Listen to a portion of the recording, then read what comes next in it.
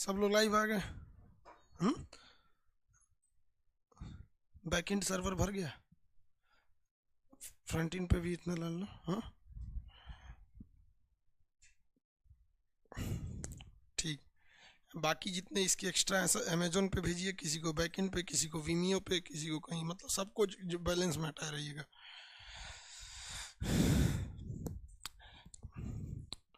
Good evening class, सब लोग को गुड इवनिंग, गुड इवनिंग।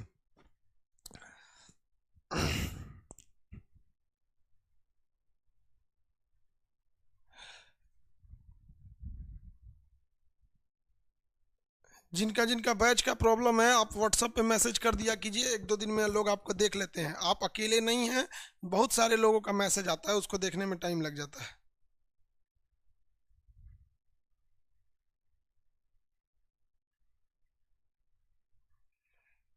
एक आदमी बाबू आपका जो, देखिए आपके बैच से रिलेटेड कोई भी प्रॉब्लम रहेगा ना, आप यहाँ बताइएगा तो कोई नहीं सुनवाई है, क्योंकि ये चैट चलता है, जैसे क्लास खत्म ये खत्म हो जाता है, कोई रिक्वेस्ट यहाँ नहीं हो सकता। आप वहीं कीजिएगा, थोड़ा सा लेट होगा लेकिन कर देगा। सैटरडे संडे है ना, इस दो बीच में खाली टाइम रहता है, वो बहुत अच्छे से फास्ट में कर देगा। अब स्टार्ट करते हैं। कल कहाँ तक बता दिए थे?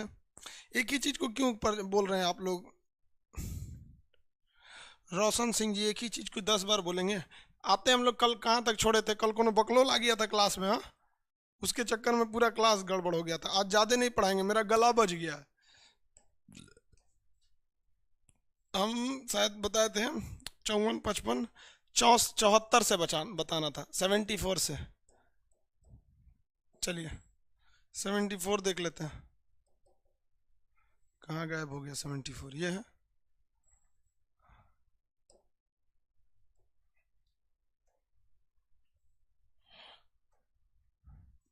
थोड़ा और छोटा कर देते हैं, स्टार्ट किया जाओ।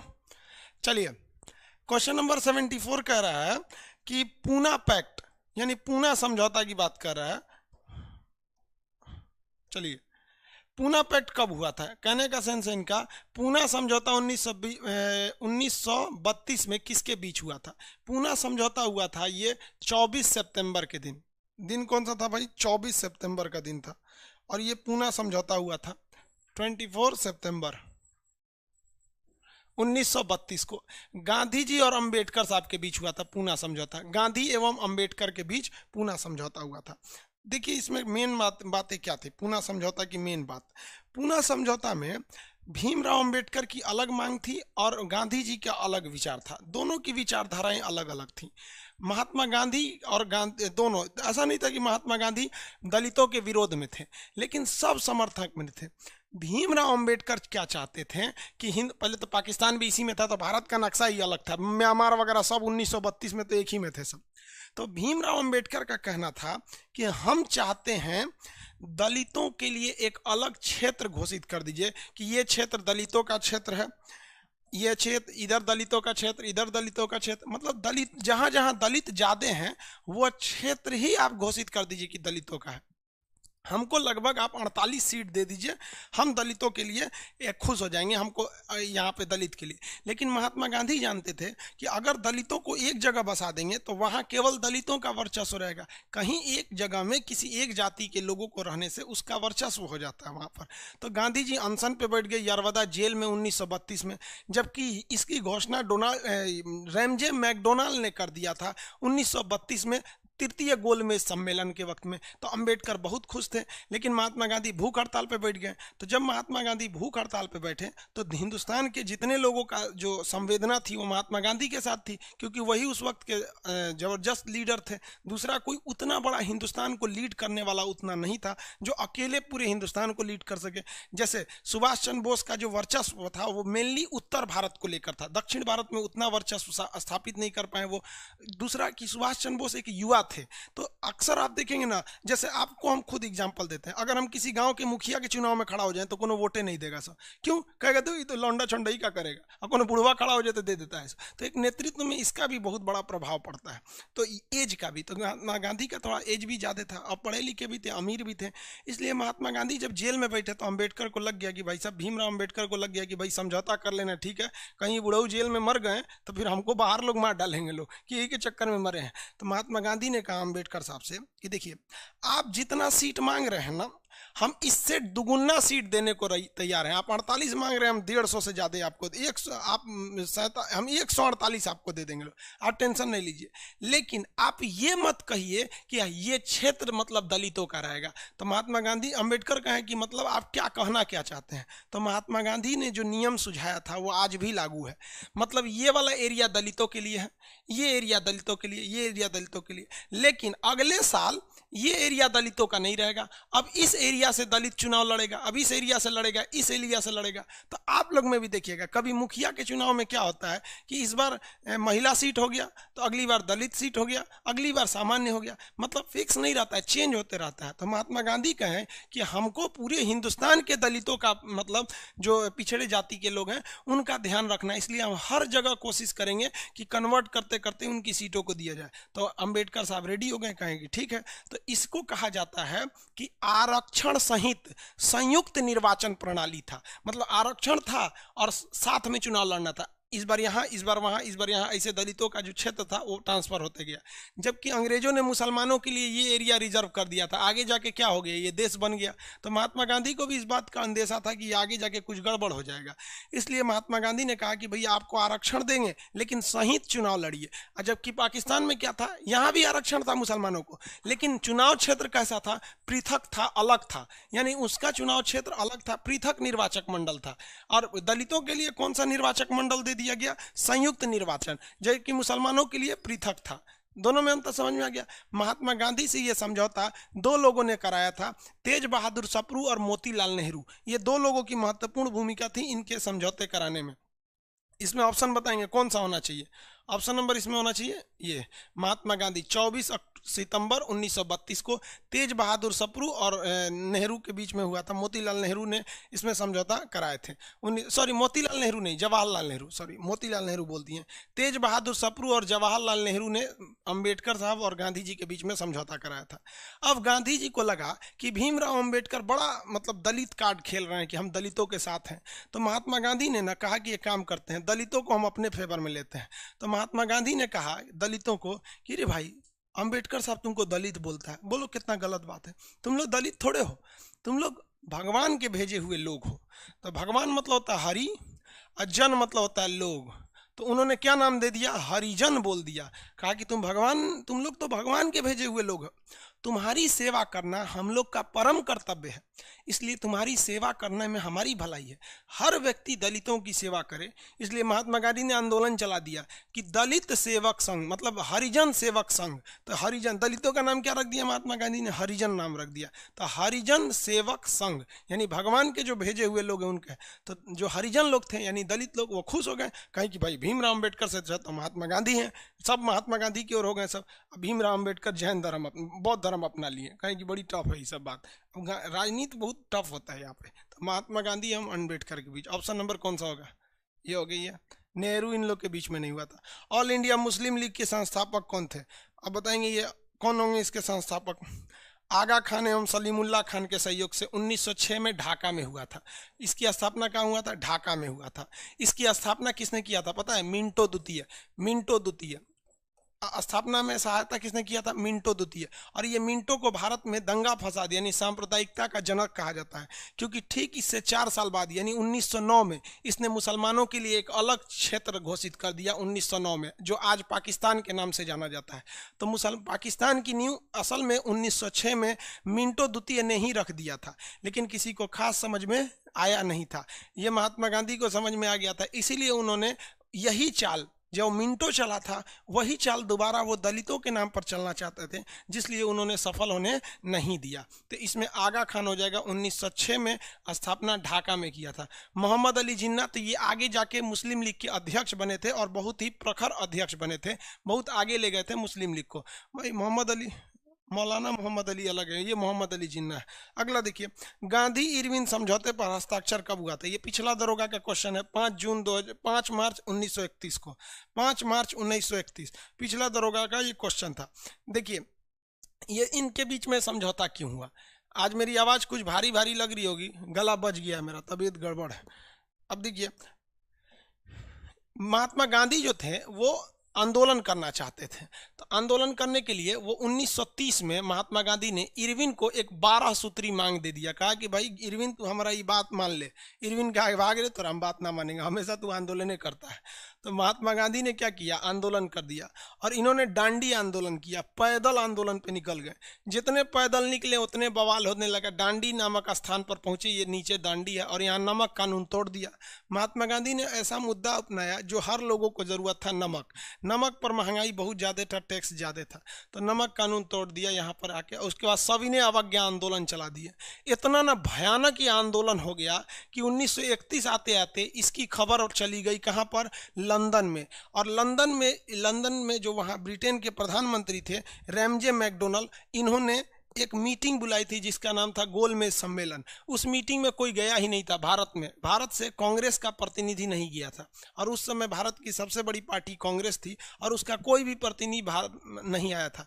तो रैमजे मैकडोनल्ड ने ना इंडिया में फ़ोन करके इरविन को गरियाया, रे चोट्टा कहीं का, तुमको बोले थे कि भारत से नेता को भेजने के लिए काहे नहीं भेजा। तो इरविन कह रहा है कि महाराज यहाँ गांधिया आंदोलन करके बैठल है, हम क्या करें। तो वो कहा गांधी को समझाओ जल्दी जल्दी। तो गांधी जी को समझाने के लिए 5 मार्च 1931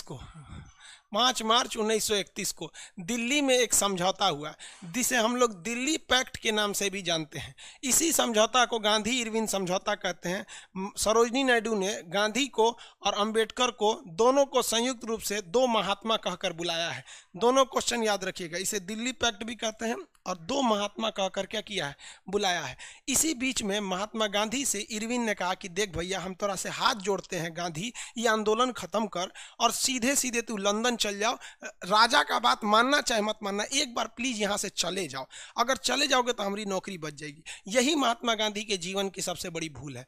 यहीं पे महात्मा गांधी इरविन से नहीं कर पाए, क्योंकि यही वो 31 है जब भगत सिंह को फांसी दिया जा रहा था। तो महात्मा गांधी ने शर्त ये रखा कि जितने भी अपराधी जेल में हैं, अगर आप उन्हें छोड़िएगा तभी हम भाग लेने जाएंगे। यहाँ इरविन को चाल चल दिया। उसने कहा कि जितने भी राजनीतिक कैदी हैं हम सबको रिहा कर देंगे। तो राजनीतिक कैदी उसे कहा जाता है जो आंदोलन में गया है, जबकि भगत सिंह को तो बम फेंकने के आरोप में गिरफ्तार किया था, उन पर आपराधिक मुकदमा था। तो ये कहे कि आप जितने भी कैदियों को छोड़ना है छोड़े, तो ये इरविन तो चाल चल दिया। उसने कह दिया ठीक है, मैं सारे राजनीतिक कैदियों को छोड़ देंगे। अब ये लंदन भाग लेने चल गए, तब पता चला कि रे भाई साहब, उन पे तो राजनीतिक मुकदमे नहीं था। लेकिन यहाँ महात्मा गांधी से गलती हुई थी। उनको स्पष्ट कहना चाहिए था कि आप भगत सिंह को छोड़ेंगे कि नहीं छोड़ेंगे। अब यहाँ समझिए 2 बातें जो आपको ये समझने में गलत हो सकता है। पहला कि भगत सिंह ने जो बम फेंका था उससे किसी की जान नहीं गई थी, कोई व्यक्ति मरा नहीं था। इसलिए महात्मा गांधी खुद वकील होकर ये कॉन्फिडेंस थे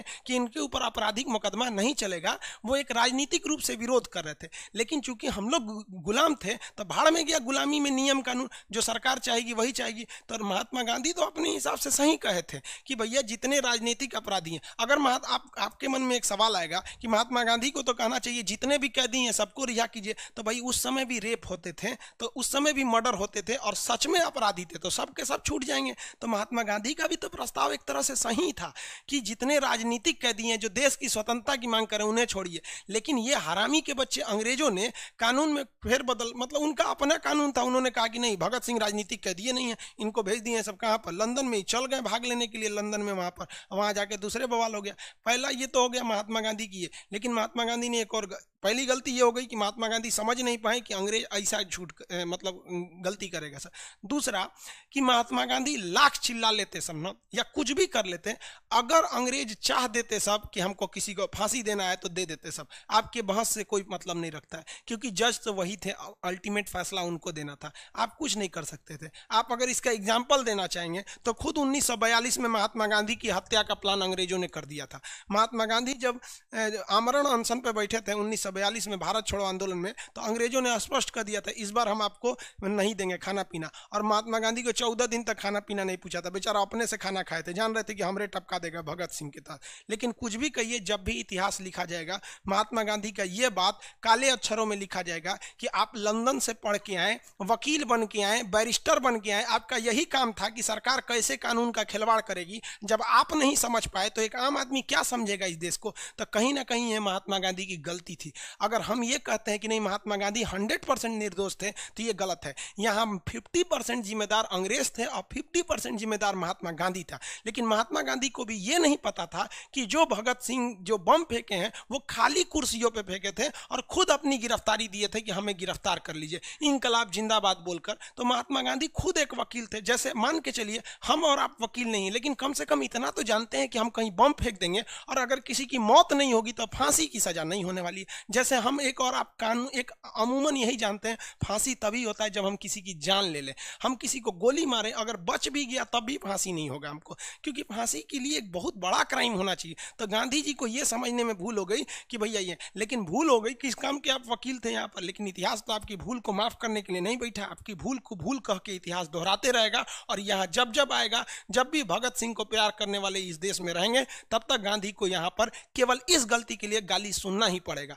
हम महात्मा गांधी के केवल ये देखिए, हम हो या दुनिया का कोई हो, महात्मा गांधी का यही एक गलती था जीवन का, बाकी कोई गलती नहीं था महात्मा गांधी का। ये बड़ी गलती, बाकी जीवन में इंसान है तो गलती करेगा ही करेगा। तो आप समझ में आ रहा है। तो यहाँ पर गांधी इरविन समझौता क्या था, आगे बढ़े, कब हुआ था? 1931 में महात्मा गांधी इरविन के बीच हुआ था। हाँ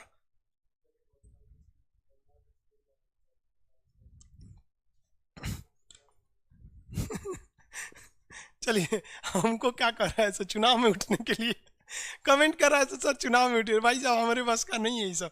चुनाव में कौन उठ सकता है? जिसे झूठ बोलना आता है, जो अंधा भक्त हो कि हाँ यही सही है या यही खराब है। तो भैया हम किसी के 100%, आप कल देखते होंगे हम गांधी जी का बहुत समर्थन कर रहे थे, आज हम गांधी जी को क्या बोले कि आप ही की गलती है। तो हम भाई 100% ना हम किसी के समर्थक हैं ना विरोधी हैं। आप सच कहिएगा तो आप अगर हमारे हत्यारे भी हैं तो हम कहेंगे कि नहीं व्यक्ति सही था, और झूठ बोलेंगे तो आप हमारे खुद के पिताजी का न रहेंगे। हमारे पिताजी अगर झूठ बोलेंगे तो हम बोल देंगे कि झूठ बोल रहा है आदमी।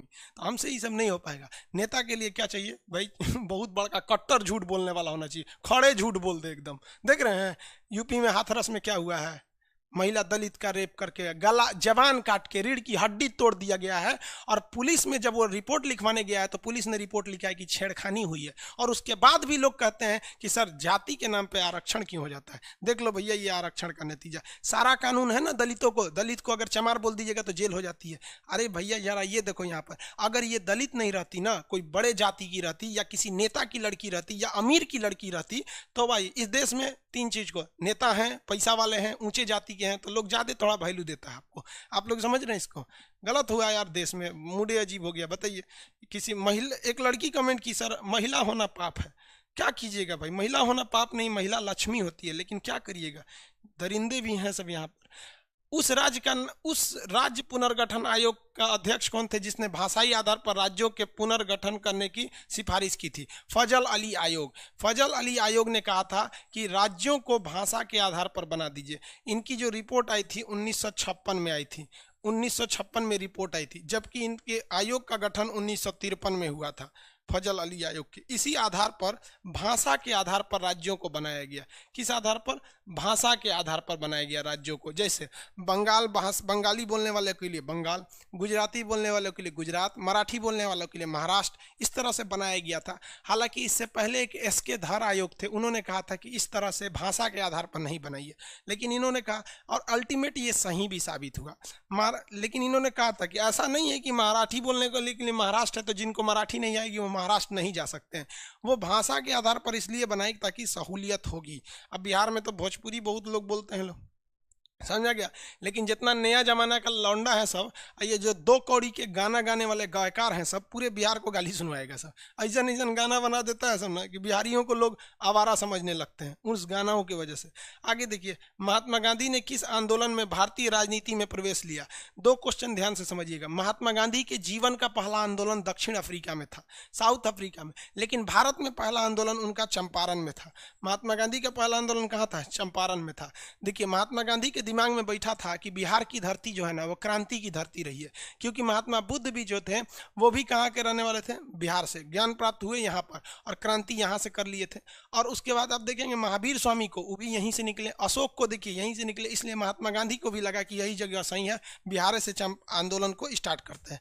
रीजन क्या? आप आज भी बिहार से आंदोलन चालू कीजिएगा तो सफल हो जाएगा, क्योंकि यहाँ कुछ बोलिए वो मुद्दा बन जाएगा। ना यहाँ रोजगार है, ना यहाँ विकास है, ना यहाँ सुरक्षा है, ना यहाँ कोई स्टडी स्टडी का कोई लेवल है, कोई बढ़िया यूनिवर्सिटी नहीं है जिसे आप कह सकते हैं कि हाँ बिहार की यूनिवर्सिटी इंडिया लेवल की है। पटना यूनिवर्सिटी एक बिहार की सबसे अच्छी यूनिवर्सिटी है, उसमें आधे टीचर की सीट खाली है, किस काम की यूनिवर्सिटी रह गई वहाँ पे? तो वहाँ पे एक मुद्दा भी हो सकता है, इसलिए इन्होंने बिहार में उठाया चंपारण में। चंपारण की जो समस्या थी वो सच में बहुत खराब समस्या थी। चंपारण में 3 कठिया पद्धति लागू किया गया था, मतलब जिसकी 20 कट्ठा जमीन है ना, तो प्रत्येक 20 कट्ठा जमीन पर 3 कट्ठा आपको नील बोना था। अब नील की एक खराबी होती है कि जहाँ नील बो देंगे तो अगले 3 साल तक वहाँ फसल नहीं हो सकता है, तो नील अंग्रेज बोआ देते थे सर, और उसकी 20 कट्ठा में से 3 कट्ठा जमीन तो बंजर बना के चले गए सर, और नील बोआते थे सब जबरदस्ती, और नील को औने पौने दाम में खरीद ले जाते थे सर। तो भाई किसान को एक तो नील का ओरिजिनल कीमत नहीं मिलती थी, दूसरा ही ना ही उसकी एक अपनी ज़मीन खराब हो जाती थी। 3 साल में तो आप उसका 9 कट्ठा ज़मीन खराब कर दिए, सोचिए ना बेचारा जाएगा कहाँ से, सब जमीनें खर्चा करा दिए उसका। तो महात्मा गांधी आ गए और यहाँ अनशन पे बैठ गए, गांव वालों से कहें कि देख अंग्रेज जो है सब पुलिस वाला कहे गो 20 गो है सब, लाठी मारेगा सब, भागना मत। अब पुलिस को यही सिखाया जाता है, देखिएगा कहीं पे भी अनशन में जाइएगा ना तो पुलिस क्या करती है, लाठी नहीं मारती, अचानक मारती है, खड़े खड़े रहेगी, धड़ाधड़ मारना चालू होगी ताकि भगदड़ मच जाए। भीड़ में भगदड़ जिधर मचा वो हार जाती है। अब मान के चलिए पुलिस खड़ी है, अगर भीड़ पुलिस पे लगी मारने ना तो फिर पुलिस को भागना पड़ेगा। तो महात्मा गांधी कहें कितनों लाठी मारे आंख बंद कर लेना, भागना नहीं। यही लोगों ने काम किया, पूरा गांव वाला चंपारण जो अभी वहाँ पर बिहार में है चंपारण, तो सारे लोग इकट्ठा हो गए और नील ये जो था 3 कट्ठिया पद्धति इसको समाप्त करना पड़ा। 3 कट्ठिया पद्धति पूछेगा कितना कट्ठा नील बोना था। 3 साल तक फसल बर्बाद हो जाती है नील बोने पे। कपड़ा पे जो नील चढ़ाया जाता था ना, उस समय फैशन होता था नील चढ़ाना, आजकल तो कपड़े अजीब कर दिया, आधा फाड़ दिया से हिन्ने उन्ने से जहाँ था, मतलब आज कुछ भी कर दीजिए फैशन है। आपको लगता है हम जिस हिसाब से पहले हम लोग के वक्त में जहाँ ये नाभि होता है ना, ढोड़ी नाभि, यहाँ पैंट पहना जाता था, फिर थोड़ा नीचे घसक गया और नीचे घसक गया और नीचे घसक, कुछ दिन में उघारे घूमेगा सब, उस तरह से फैशन जिस हिसाब से आगे बढ़ रहा है। समझ में आ रहा है कि नहीं आ रहा है? आगे बढ़े। कितना नंबर होगा इसमें? चंपारण सत्याग्रह। अब इसके बाद देखिए महात्मा गांधी चंपारण सत्याग्रह, दांडी मार्च था ये, तो सूरत सत्याग्रह, सभी ने अवज्ञा आंदोलन, महात्मा गांधी का ये बहुत बड़ा आंदोलन था, जन आंदोलन था महात्मा गांधी का। 79 नंबर क्वेश्चन। अगला कितना नंबर क्वेश्चन है? दी गई घटनाओं में निम्नलिखित में से कौन सा कालक्रम यानी टाइमिंग के हिसाब से, डेट के हिसाब से आपको सजाना है, सही है? तो बताइए डेट के हिसाब से सजाएंगे। क्रिप्स प्रस्ताव 1942 में आया था, क्रिप्स मिशन 1942 में। फिर यहाँ सविनय अवज्ञा आंदोलन 1930 में था, 1930। Cabinet mission 1946। गड़बड़ हो गया, देख रहे हैं, ये 30 अगर पहले रहता तो 30 42 46 हो जाता है। यहाँ देखिए सविनय अवज्ञा आंदोलन 1930, ये तो ठीक है। क्रिप्स प्रस्ताव द्वितीय विश्व युद्ध में भारत से सहयोग मांगने के लिए आया था, लेकिन सहयोग नहीं मिला 1942। भारत में संविधान निर्माण करने के लिए आया था कैबिनेट मिशन 1946। यही सही हो जाएगा सीक्वेंस के हिसाब से। ऑप्शन नंबर कौन सा हो जाएगा? B, option number B, Bihar वाला बी। आगे बढ़े, बिहार वाला बी। दरोगा मेंस का जो डेट आएगा हम आपको मंडे को पूरा क्लियर कर, कल के क्लास में पूरा क्लियर कर देंगे। देखिए आज कम ही क्लास लेंगे, सैटरडे के दिन आपका 10 घंटा का क्लास चलेगा, ठीक है? सैटरडे को 10 घंटा क्लास चलेगा।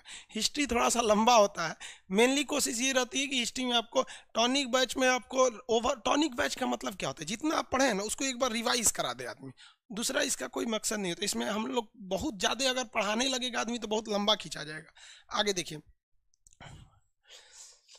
मैप में जो लड़के, मानचित्र में जिन लड़कों का मतलब पेमेंट फंस गया है वो सैटरडे संडे तक कर लेंगे। वो आप अगर गांव में रहते हैं तो आपके यहाँ नेटवर्क कम रहता है ना, तो पेमेंट थोड़ा सा कभी फंस जाता है। वो सब क्या होता है बाबू, वो हम लोग की प्रॉब्लम नहीं है, ना ही आपकी, वो बैंक वालों का है। कभी बैंक में जाते हैं कहता है कि लिंक के फेल है, अब पता जब बैंक का लिंक फेल है आप उधर से पेमेंट कर दिए तो थोड़ा सा फंस जाता है, लेकिन धीरे धीरे सब सेटल हो जाता है। सैटरडे संडे कल फ्राइडे है, आप लोग जिनका पेमेंट फंस गया है वो लोग व्हाट्सअप कर देंगे, अगर कोई रिस्पांस नहीं कर रहा है तो दोबारा कर देंगे लोग, कोई दिक्कत नहीं है।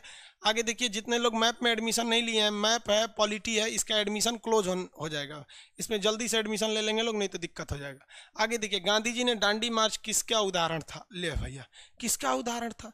तो दांडी मार्च महात्मा गांधी ने गलती से कर दिया था। देखिए महात्मा गांधी जो थे वो इरविन से कहे थे ना, यहाँ यही वाला बात है ना, इरविन वाला ही बात है, हाँ यहीं पे ये महात्मा गांधी ने दांडी मार्च किया। देखिए महात्मा गांधी जब दांडी मार्च किए तो ये गुजरात के साबरमती आश्रम से निकले यहाँ से, और यहाँ से निकले और वो यहाँ पहुँच गए 6 अप्रैल 1930।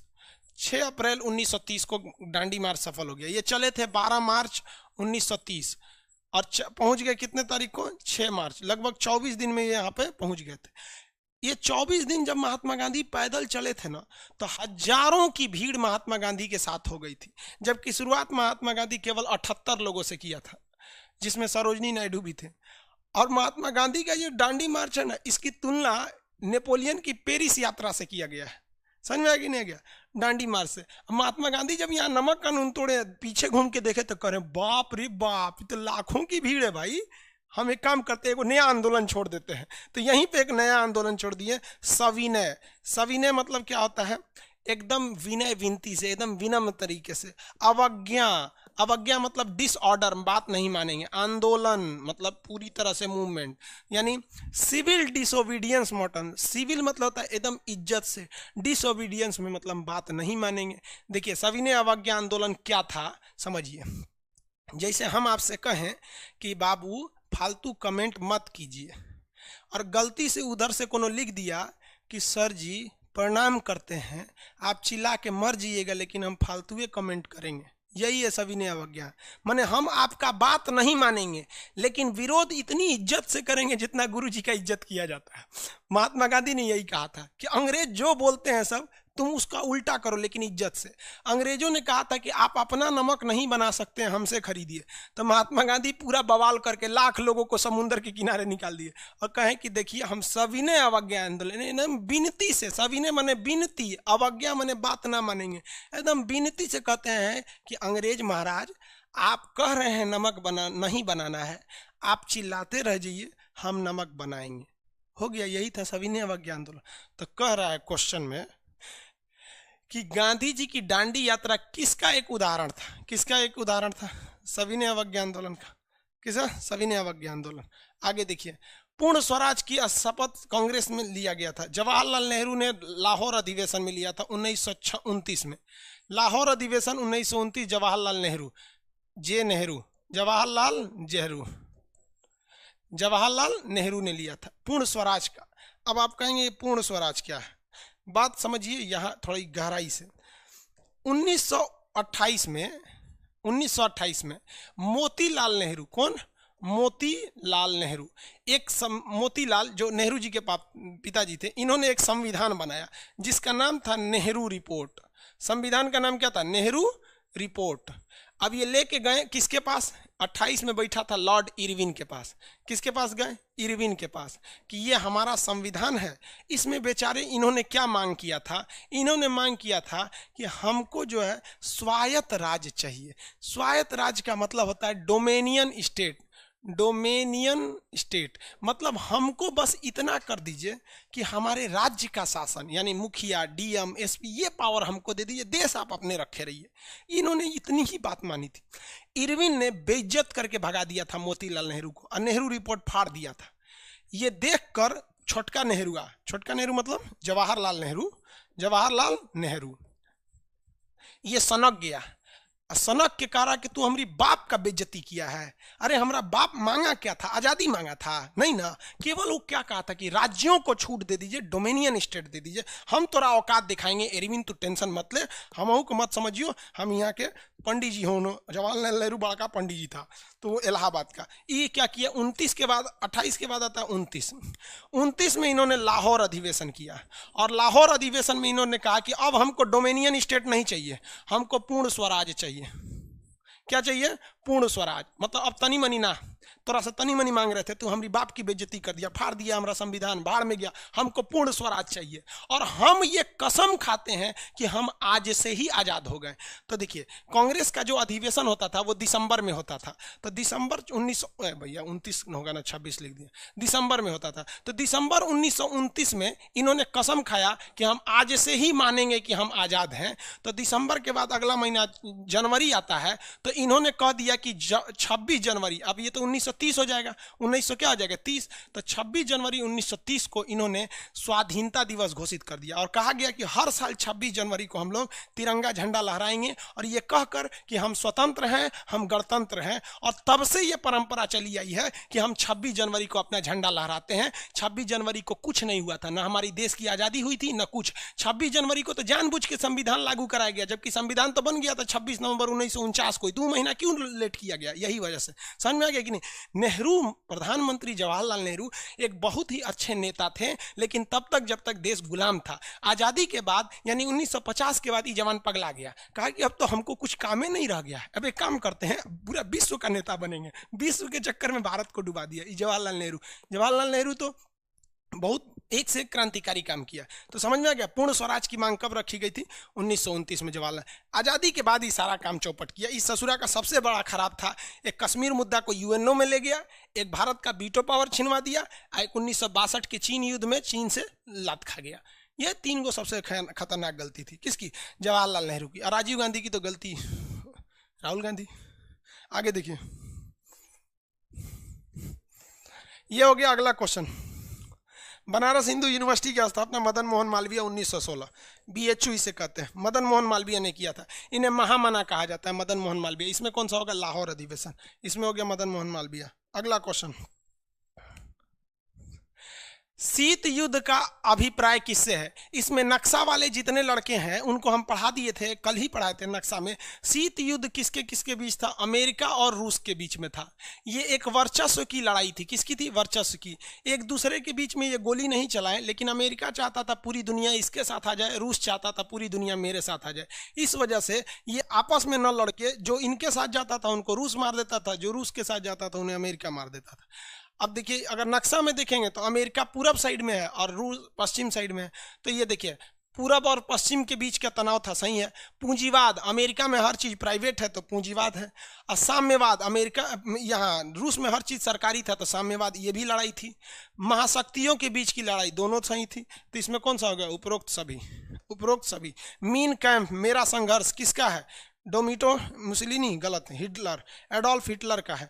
मीन कैंप एडोल्फ हिटलर की आत्मकथा है। डोमिटो मुसोलिनी तो लोल था ससुरा, यहाँ पर लोल था ये। इसको इसी की जनता ने सड़क पे खींच के मार दिया। ये कहाँ का था? ये राहुल गांधी का ननिहाल का था, इटली का। कहा जाने मामा उमा लगेगा कुछ, नाना चाचा कुछ लगता होगा उसका, ध्यान से। मेजनी, जोसेफ मेजनी, ये इसे इटली का तलवार कहा जाता है। ये आपका बिस्मार्क, बताइए भारत का बिस्मार्क किसे करते हैं? सरदार पटेल को। समझ में आया? अगला क्वेश्चन,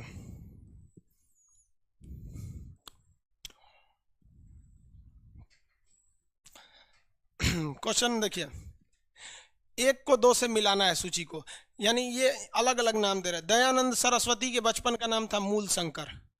आगे बढ़े, रामकृष्ण परमहंस, इन रामकृष्ण परमहंस का नाम था गदाधर चट्टोपाध्याय। स्वामी विवेकानंद का नरेंद्रनाथ दत्त। शिव दयाल साहेब तुलसीदास, शिव दयाल साहब तुलसीदास, ये उनके नाम था। समझ में आ रहा है? गला बजा हुआ है इसलिए आवाज क्लियर नहीं जा रहा होगा, वैसे भी मेरा गला बड़ी अजीब है। हाँ, आवाज ज्यादा हो गया है। देखिए भाई, मेरा गला ही बजा हुआ है तो क्या करेंगे, ज्यादा नहीं पढ़ाएंगे। सैटरडे को ज्यादा 10 घंटा पढ़ाएंगे, सैटरडे संडे को भी क्लास लेंगे। नहीं, दरोगा के डेट को थोड़ा लेके वो लड़के असमंजस में। चलिए देखिए, इनमें से कौन सा सही मिलान है? आत्मीय सभा, राधा कांडे, गलत है। राधा कांडे ने धर्म सभा की स्थापना किया था, जबकि आत्मीय सभा की स्थापना किया था राजा राम मोहन राय, यानी ये गलत है। पहला दूसरा गलत है। आत्मीय सभा की स्थापना की अगर पूछेगा तो आत्मीय सभा की स्थापना राजा राम मोहन राय ने किया था, इससे ये सही हो सकता है। धर्म सभा की बात कहेगा तो इसके थे राधाकांत दे, ये सही हो जाएगा।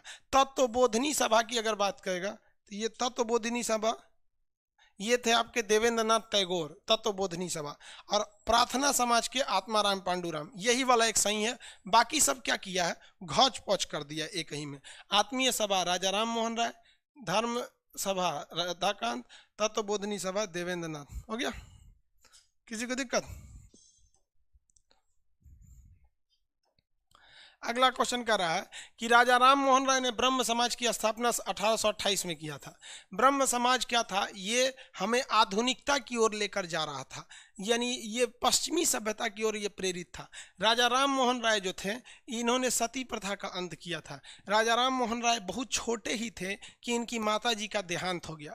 इनका पालन पोषण इनके भाभी ने किया था। जो इनकी भाभी थी, ये बहुत तो ये अपनी भाभी को ना मम्मी बोलते थे। छोटा बच्चा था, इनको क्या पता कि मेरी मम्मी नहीं है, भाभी इनके। जब ये 12 साल के हुए ना, तो इनके बड़े भैया का देहांत हो गया। जब बड़े भैया मरे तो इनकी भाभी को उनकी भैया की लाश के साथ जला दिया गया। उन चिल्लाते रह गई लेकिन जला दिया गया। अब ये उनको भाभी तो समझते नहीं थे, उन्हें माँ बराबर समझते थे। अभी बेचारा ने हॉट पे ले लिया कि हम छोड़ेंगे नहीं, अभी सती प्रथा को हम अब हम सती प्रथा को जला देंगे।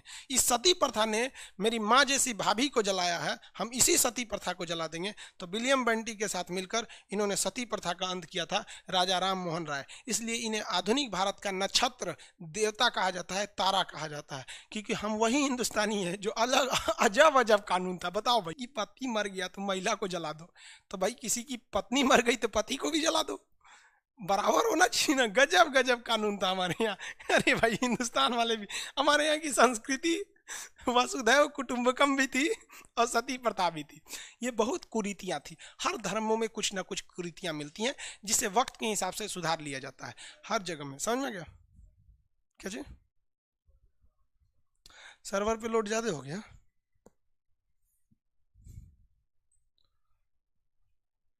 चलिए देखिए, थोड़ा सा बफरिंग करेगा सर्वर, बैकएंड सर्वर और अमेजोन के सर्वर पे लोड ज़्यादा होगी। AWS पे भेज दो ना, कुछ कुछ शिफ्ट करते रहो अलग अलग सर्वर पे।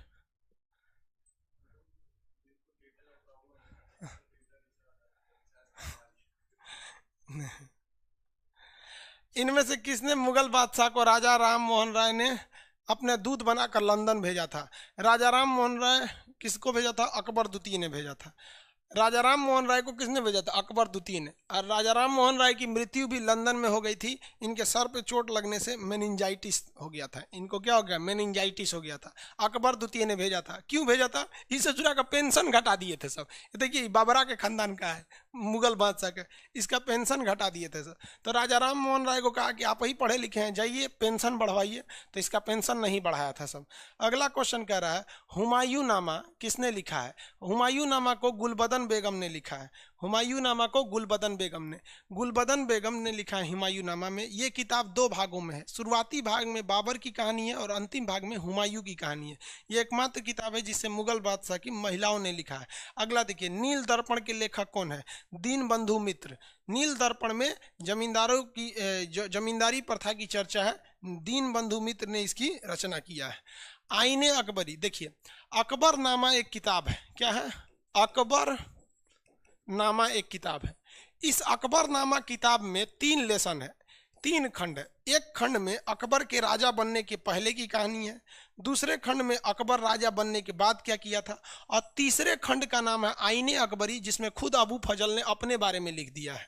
तो ये जानता था अबू फजल कि हमारा किताब तो बिकेगा नहीं, इसलिए काम करते हैं अकबरनामा बना देते हैं। उसमें 3 खंड बोलते हैं कि राजा बनने से पहले अकबर की स्थिति, दूसरे खंड में राजा बनने के बाद अकबर ने क्या किया, उसके बाद मैं अबू फजल ने क्या किया।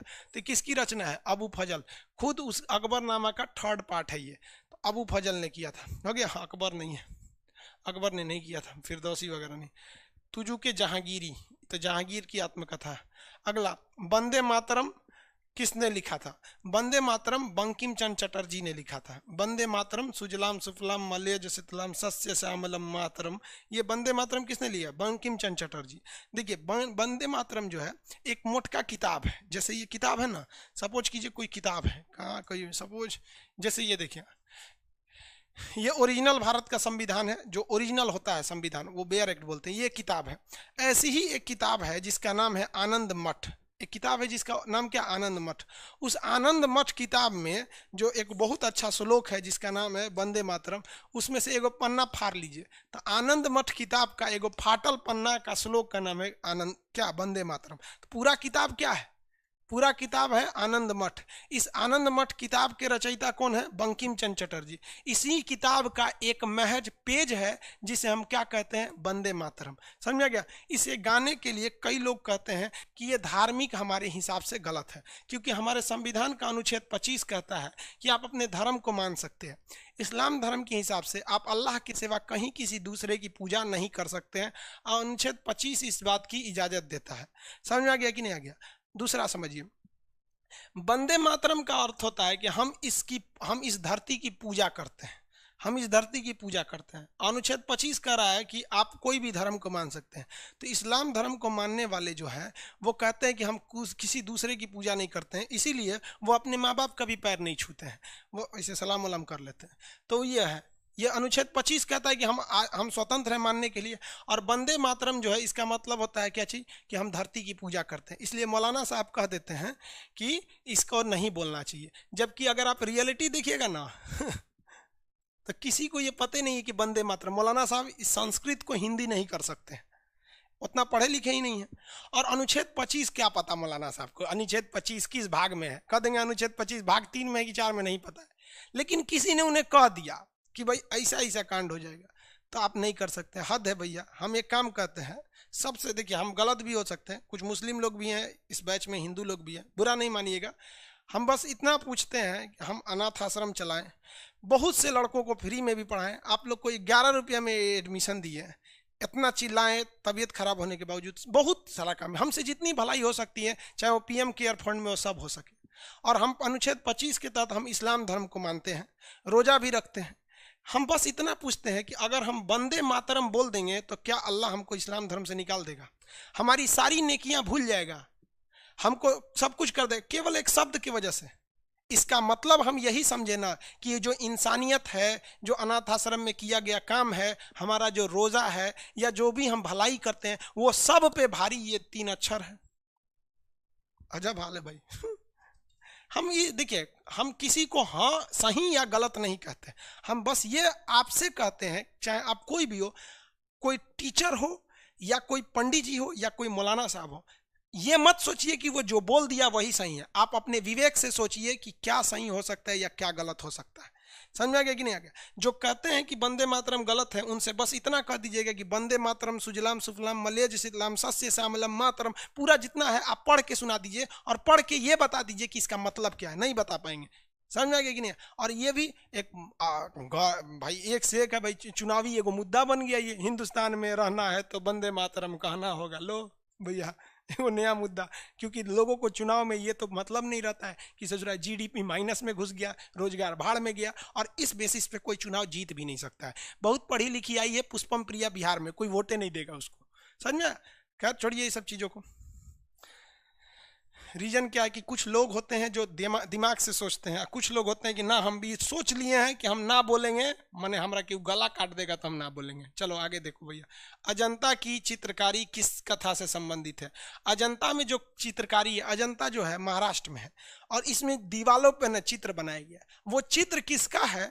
तो जो जातक ग्रंथ है बौद्ध धर्म का, जो उसमें चीज़ें लिखी गई है उसी को डिजाइन में बनाया गया है। जैसे रामायण में सीता और राम थे, तो राम जी का अगर मूर्ति बना देंगे और कहीं सीता जी की मूर्ति बना देंगे तो ये कहेंगे किससे संबंधित है? तो रामायण से। तो ये किससे संबंधित है? जातक ग्रंथ से। समझ में आ गया कि नहीं आ गया? आगे बढ़ते हैं। जातक ग्रंथ से पंचतंत्र, ये तो विष्णु शर्मा, सबसे ज्यादा वर्ड में भाषाओं में ट्रांसलेट किया गया। 94 नंबर क्वेश्चन क्या? 94 कट के कहाँ गया होगा? पुरातात्विक खोज और सुमेलित कीजिए। क्या सुमेलित कीजिए? अच्छा 94 ऊपर चला गया।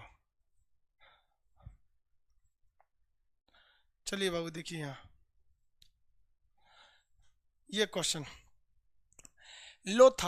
लोथल किस लिए था? तो बंदरगाह था जिसे हम गोदीवाड़ा कहते हैं। कालीबंगा, जुता हुआ खेत मिला है यहाँ पर कालीबंगा से। धौलावीरा बहुत बड़ा एरिया था, इंडिया पाकिस्तान दोनों में था। यहाँ पकी हुई ईंट भी मिले हैं। बनवाली में हड़प्पा लिपि के बहुत बड़ा मतलब मोहर वगैरह मिला है। जैसे क्या ना शिवालेख, मतलब एक लेख वगैरह मिला हुआ है जिसपे कई सारे शिव जी का, मतलब पशुपति का उस पर क्या बना हुआ है? चिन्ह बना हुआ है। अगला क्वेश्चन कह रहा है कि कृष्ण देवराय के दरबार में अष्टदिग्गज कौन थे। देखिए इसमें तीन चीजें याद रखिएगा, एक कहता है नवरत्न, एक कहता है अष्टदिग्गज, एक कहेगा अष्टप्रधान, एक कहेगा त्रिरत्न। समझ में गया, ये सारी चीजें याद रखिएगा। अष्टदिग्गज जो थे वो तेलुगु भाषा के विद्वान थे, अष्टदिग्गज। लेकिन कह देगा कि अष्टप्रधान कौन थे, तो अष्टप्रधान जो थे वो शिवाजी के दरबार में 8 मंत्रियों को क्या कहा जाता था, अष्टप्रधान कहा जाता था। तो अष्टदिग्गज जो थे, अष्ट मतलब होता 8, अष्टदिग्गज ये क्या थे, तेलुगु भाषा के 8 विद्वान थे, जिसमें तेनालीराम और अलसी पेडन्ना बहुत महत्वपूर्ण थे।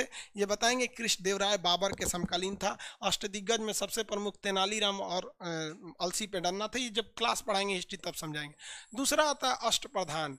अष्टप्रधान जो थे ये मंत्री लोग थे, लोग किसके, तो शिवाजी के मंत्री थे। शिवाजी जो थे महाराष्ट्र में, उनके क्या थे, ये लोग मंत्री थे। आगे देखते हैं, तीसरा नंबर कह रहा है अष्टप्रधान के बाद तीसरा। देखिए नवरत्न, ये नवरत्न जो थे ये 2 जगह थे लोग। नवरत्न कितने जगह थे, 2 जगह में, नवरत्न 2 जगह। एक थे विक्रमादित्य, चंद्रगुप्त द्वितीय विक्रमादित्य, चंद्रगुप्त द्वितीय विक्रमादित्य लिख देते हैं। यहाँ क्या थे, संस्कृत भाषा के जानने वाले, संस्कृत भाषा के 9 विद्वानों को नवरत्न कहा जाता था। और अकबर के दरबार में विभिन्न विभाग के, कोई जरूरी नहीं कि संस्कृत में, विभिन्न क्षेत्र के 9 विद्वानों को नवरत्न कहा जाता था। ये अकबर के काल में नवरत्न हुआ करते थे। अब त्रिरत्न, बौद्ध धर्म का त्रिरत्न क्या था, बौद्ध धर्म में त्रिरत्न, जैन धर्म में त्रिरत्न और या राष्ट्रकूट में त्रिरत्न। ये तो हो गया आपका अष्टदिग्गज और नवरत्न वगैरह। अब त्रिरत्न देखते हैं। त्रिरत्न मतलब 3 चीजें, त्रिरत्न, वो 9 गो रत्न था ना। अब त्रिरत्न देखिए, त्रिरत्न एक होगा बौद्ध धर्म का त्रिरत्न, एक होगा जैन धर्म का त्रिरत्न, एक होगा राष्ट्रकूट का त्रिरत्न। राष्ट्रकूट एक वंश था उसका। बौद्ध धर्म में क्या कहा गया है कि सबसे जरूरी क्या चीज है, महात्मा बुद्ध है। तो बुद्ध सबसे जरूरी बुद्ध है। अगर बुद्ध नहीं है, अगर महात्मा बुद्ध नहीं है, तो महात्मा बुद्ध के जो अनुयायी हैं उनके संघ में चले जाइए। और संघ भी नहीं है तो धार्मिक किताब पढ़िए धम्म। तो ये बौद्ध वाले कहते हैं बुद्धम शरणम गच्छामि, यानी बुद्ध के शरण में जाइए। अब तो महात्मा बुद्ध रहे नहीं, तब कहता है संघम शरणम गच्छामि, जो साधुओं का संघ है ग्रुप में, उसमें चलिए। तो हमको अगर बौद्ध धर्म अपनाना है तो बौद्ध महात्मा बुद्ध है ये नहीं है, तो यहाँ तो जाइए नहीं पाएंगे। आप क्लास लेंगे कि साधु के संगे घूमेंगे, हम भी यो नहीं जाएंगे। कहेंगे और आसान रास्ता बताइए, तो कहेंगे ठीक है धम्मम सवर्णम गच्छामि, यानी धर्म का किताब ले लीजिए, बौद्ध धर्म का त्रिपिटक, विनय पिटक, सुत्त पिटक, अभिधम्म पिटक, यही पढ़ते रहिए। तो ये बौद्ध धर्म का त्रिरत्न है। जबकि जैन धर्म के त्रिरत्न अलग हैं। इनका कहना है KFC चिकन खाइए, KFC चिकन। के से होता है नॉलेज, F से होगा फेथ, C से होगा कैरेक्टर। नॉलेज मतलब ज्ञान, फेथ मतलब विश्वास, कैरेक्टर मतलब आचरण। सम्यक ज्ञान यानी 100% ज्ञान होना चाहिए। सम्यक विश्वास होना चाहिए अपने ऊपर कि हम ये कर सकते हैं। सम्यक आचरण अच्छा होना चाहिए, ये नहीं कि इधर उधर लाइन मारते रहे। लाइन उन मारना मना है इसमें। राष्ट्रकूट में, तो राष्ट्रकूट में आपके कन्नड़ भाषा के 3 विद्वान थे, जिनमें एक का नाम था पन्न, एक का नाम था पोन्न, एक का नाम था रन्न। ये किस भाषा के थे, तो कन्नड़ भाषा के, कन्नड़ भाषा। तो कन्नड़ भाषा के 3 विद्वानों को भी राष्ट्रकूट का त्रिरत्न कहा जाता है। पन्न पोन्न रन्न हो गया।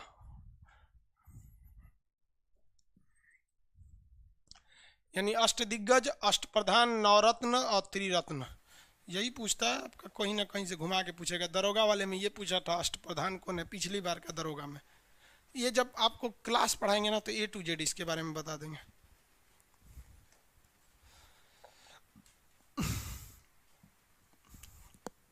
हमारे कान से अचानक ना आंधी की तरह वो लग रहा है। अब एक डॉक्टर का हम यूट्यूब पे वीडियो देखें, वो कह रहा है कोरोना का ही नया लक्षण है। आगे देखिए, कृष्णदेवराय के दरबार में अष्टदिग्गज तेलुगु भाषा के थे, ठीक है। 8 मंत्री तो शिवाजी में थे। अगला क्वेश्चन कह रहा है विजयनगर साम्राज्य की वित्तीय व्यवस्था का मुख्य कारण। भैया दुनिया का कोई भी वित्तीय व्यवस्था जो पुराना हो गया वो कृषि पर था, क्योंकि उस समय कोई जीडीपी नहीं हुआ करती थी, उस वक्त में कोई आपके इंडस्ट्री फैक्ट्री नहीं होती थी, केवल दो चीज होता था, या तो खेती कीजिए या तो पशुपालन कीजिए। सबसे बड़ा चीज क्या था? भू राजस्व, यानी खेती पर जो भू राजस्व लगाना रहता था। खेती मतलब जमीन पर टैक्स। आगे बढ़े, 96 नंबर 97। निम्नलिखित में से किस सुल्तान ने हजरत आला की उपाधि धारण कर लिया था? शेर शाह सूरी ने हजरत आला की उपाधि धारण किया था। शेर शाह सूरी को क्या कहा? हजरत आला। शेर शाह सूरी को अकबर का रास्ता दिखाने वाला, पाथ फाइंडर ऑफ अकबर, मतलब अकबर किसके रास्ते पर चला था? शेर शाह सूरी के रास्ते में। शेर शाह सूरी का सबसे बेहतरीन मंत्री कौन था? टोडरमल। टोडरमल था। टोडरमल शेर शाह सूरी के बाद किसके दरबार में चला गया? तो अकबर के दरबार में चला गया। ये 2016 एसएससी एलडीसी का क्वेश्चन था कि टोडरमल किसके दरबार में थे? तो शेर शाह सूरी के दरबार में। बाद में वो चले गए थे किसके दरबार में? तो अकबर के दरबार में। इलाहाबाद की संधि के तहत आपको बताए थे पिछले क्लास में कि बक्सर की लड़ाई जब जीत गया अंग्रेज तो उसने पूरे भारत पर अधिकार कर लिया, साथ में बंगाल वगैरह सब जीत लिया। तो इलाहाबाद संधि के तहत रॉबर्ट क्लाइव ने मुर्शिदाबाद का दीवान किसे बना दिया था? मोहम्मद रजा खान को। मोहम्मद रजा खान को बना दिया था। हालांकि आप देखिए मीर जाफर को हटा के मीर कासिम को बनाया, फिर मीर जाफर को बनाया। मीर जाफर पर नजर रखने के लिए इसने किसको बना दिया? मोहम्मद रजा खान को। समझ में आ गया? यही सब तो देश बर्बाद कर दिया सब। आगे बढ़ते हैं। सूची एक को सूची 2 से मिलाइए। विनोबा भावे महाराष्ट्र के पवनार के रहने वाले थे। इन्होंने भूदान आंदोलन चलाया था। भूदान मतलब जिनके पास जमीन ज्यादा है वो गरीबों को जमीन दान दे दे, यानी भूमि दान में दे दे, भूदान आंदोलन। इन्हें एशिया का नोबेल पुरस्कार यानी रेमन मैग्सेसे अवार्ड दिया गया था। अगला देखते हैं हम लोग। मेधा पाटकर, ये नर्मदा नदी पर जो बांध बनाया जा रहा था जिससे कि बहुत सारे गांव डूब गए, इसके लिए इन्होंने आंदोलन चलाया था, नर्मदा बचाओ आंदोलन। सुंदरलाल बहुगुणा, ये पर्यावरण को बचाने के लिए लोग पेड़ काटने आते थे तो ये पूरे गांव वाले पेड़ पे ऐसे सट जाते थे, कहते थे चिपक जाओ पेड़ पर, काटना है तो पहले हमको काटो। तो पर्यावरण बचाने के लिए चिपको आंदोलन। समझ आ गया कि नहीं? एक शायर ने क्या लिखा था? शायरी लिखा था कि पेड़ काटने आए थे कुछ लोग मेरे गांव में, अभी तेज धूप है ये कहकर बैठे हैं उसी पेड़ की छांव में। समझे? नहीं समझा सब? कोई बात नहीं। नहीं समझ पाते तो हम क्या करें आप? जयप्रकाश नारायण बिहार के रहने वाले थे, संपूर्ण क्रांति चला दिया था। सब इन्हीं के चेला है। सब बिहार में जितना बूढ़ सूढ़ नेता देख रहे हैं ना, सब इन्हीं का झंडा धोया था। सब, चाहे वो लालू यादव हो, चाहे सुशील मोदी हो, चाहे नीतीश कुमार हो, जितना भी देख रहे हैं रामविलास पासवान, सब जयप्रकाश नारायण में चेला का काम कर रहा था। समझ में आ गया? अब ऑप्शन जो होगा सजा लीजिए। स्वतंत्रता के पश्चात भारत के किस राज्य में पहली गैर कांग्रेसी राज्य सरकार बनी थी? 1966 में केरल में बनी थी तेलुगु देशम पार्टी की। गैर कांग्रेसी का मतलब ये कि जब देश आज़ाद हुआ तो सबसे बड़ी पार्टी कांग्रेस थी, दूसरी पार्टी कोई थी ही नहीं। तो कहीं भी चुनाव होता था तो कांग्रेस ही जीत जाती थी।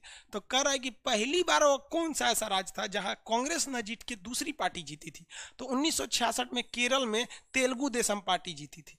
लेकिन कहेगा कि देश में पहली बार, यानी पूरे देश में, यानी प्रधानमंत्री के चुनाव में पहली बार कांग्रेस का भारी थी तो 1976 में हटी थी। पहले प्रधानमंत्री कौन बने थे? मोरारजी देसाई। मोरारजी देसाई, लोल थाई ससुरा, मोरारजी देसाई। 200 हमारे जो रॉ के एजेंट थे उनको कटवा दिया ये पाकिस्तान में, लोल थाई। वहाँ के राष्ट्रपति को फोन करके कह दिया कि हमारे जासूस बता दिए हैं कि आपके परमाणु ठिकाने में क्या हो रहा है। बसुका गिरे ससुरा, यहाँ तो इंडिया के जासूस है सब। खोज खोज को एक ठो हमारे रॉ के एजेंट को 2-2 साल में जान लिया गया है, तनी तनी काटा गया है। बताओ तुम्हारा मिशन क्या है? लेकिन हमारे देश के वीर जासूस जो थे नहीं बताया, 2 साल में चमड़ी उधेड़ उधेड़ के काट दिया सब, लेकिन नहीं बताया। सलाम करते हैं ऐसे वीर सपूतों को जो इन जैसे जाहिल प्रधानमंत्रियों के वजह से अपने वतन की मिट्टी नसीब नहीं हुई, उनके अर्थियों को, उनकी अस्थियों को इस गंगा माँ की, उनकी जल नसीब नहीं हुआ। जबकि कहा जाता है कि मुसलमान हो तो अपनी ज़मीन में दफन हो और हिंदू हो तो गंगा माँ में उसकी अर्थी अस्थियों को जलाया बहाया जाएगा। ऐसे लोग की वजह से क्या कहेंगे, इस देश को किसने लूटा यार, क्या बोले हम। मोरारजी देसाई ऐसे प्रधानमंत्री, क्या करोगे भैया तू लोग प्रधानमंत्री बन के, अरे कुछ सीखो। अटल बिहारी वाजपेयी देखिए कितने जबरदस्त प्रधानमंत्री, इंदिरा गांधी को देखिए बांग्लादेश, तो मनमोहन सिंह को देखिए अर्थव्यवस्था को कितना संभाला था। जब मनमोहन सिंह वित्त मंत्री थे ना, तो हम लोग का देश जो था 15-10 दिन का पैसे बचा थे हम लोग के देश के पास। अच्छा चलो, नरेंद्र मोदी अभी चल रहे हैं, क्योंकि देश में ना 10-15 साल के बाद ही पता चलता है आपका काम अच्छा है कि खराब है। समझ में आ गया नहीं आ गया? आज थोड़ी 10 साल बाद पता चलेगा कि कोरोना में जो पीएम फंड में पैसा दिया गया था वो सच में यूज हुआ था कि घोटाला हो गया था, तो कुछ साल बाद पता चलता है। रनिंग में किसी चीज को अच्छा या खराब नहीं बता सकते। आगे देखिए, इसमें कौन सा होगा, केरल में। अगला करा पहली मुस्लिम महिला शासिका, पहली मुस्लिम महिला जिसने भारत पर शासन किया, रजिया सुल्तान। रजिया सुल्तान, इसका ये एक बहुत ही योग्य पढ़ी लिखी थी, लेकिन देखिए मुसलमान धर्म में महिलाओं को उतना वैल्यू नहीं है, और इवन हिंदू धर्म में भी महिलाओं को पुरुषों से नीचे रखा गया। लेकिन जब दोनों की बात करिएगा ना, तो हिंदू धर्म में महिलाओं को कहीं कहीं ज़्यादा इज्जत है, मतलब ज़्यादा वैल्यू है। वो समाज में बाहर जा सकती हैं, मंदिर में पूजा करने के लिए भी जा सकती हैं, मतलब ज़्यादा। लेकिन इस्लाम में कुछ ज़्यादा ही रोक है, वो मस्जिद में नहीं जा सकती, नमाज पढ़ने घर में पढ़िए। तो इसलिए ये महिला होकर शासन करेगी तो मंत्रिमंडल में बैठना ही पड़ेगा, इसलिए सारे लोगों ने इसका विरोध किया। बाद में मरा गई। यो ससुरी बहुत खचरी थी, एगो लड़का से दिल्ली में भी फसल थी और हरियाणा में भी जाके फंस गई, तो एगो दू को फंसेगी तो दिक्कत ना हो जाएगा। खैर आजकल तो ये कॉमन हो गया है। आगे देखिए, चित्रकला की गांधार शैली। देखिए गांधार शैली किसे कहते हैं, काला पत्थर, यहाँ काला रंग से लिख देते हैं गांधार शैली को। गांधार शैली क्या कहा है ना, काला पत्थर। काला पत्थर से अगर मूर्ति बनाएंगे ना तो ये गांधार शैली होती है, गांधार शैली। गांधार शैली का निर्माण जो हुआ था वो कनिष्क के शासनकाल में हुआ था, कनिष्क। और कनिष्क जो थे वो बौद्ध धर्म को मानते थे। लाल पत्थर से जो हुआ था, लाल पत्थर से, इसे कहा गया था मथुरा शैली। मथुरा शैली, मथुरा शैली से हुआ था। तो कह रहा है गांधार कला शैली का विकास किसके समय हुआ था, तो कनिष्क के शासनकाल में हुआ था। किसके शासनकाल में, कनिष्क के शासनकाल में। तो ऑप्शन नंबर कौन सा होगा, कनिष्क। यही सोचा, कनिष्क तो है ये नहीं है। ओ, कनिष्क के शासनकाल में चौथी बौद्ध संगीति हुई और बौद्ध धर्म दो भाग में टूट गया। जो पुरानी परंपराओं को मानते थे उन्हें कहा गया हीनयान, और जो थोड़ा मॉडर्न थे उसे कहा गया महायान, और महायान के मानने वाले थे कनिष्क। अतः कनिष्क नहीं हुआ तो कोई दिक्कत नहीं, कनिष्क मानते थे बौद्ध धर्म के महायान शाखा को। ये हो गए महायान शाखा। समझ में आ गया कि नहीं आ गया, किसी को कोई दिक्कत नहीं है। आगे बढ़े, आज के लिए इतना ही रहने देते हैं। तबीयत ठीक है नहीं, गला भी बजा हुआ है, समझे। आज के लिए इतना ही रहने देते हैं, कल पढ़ाएंगे, ठीक है।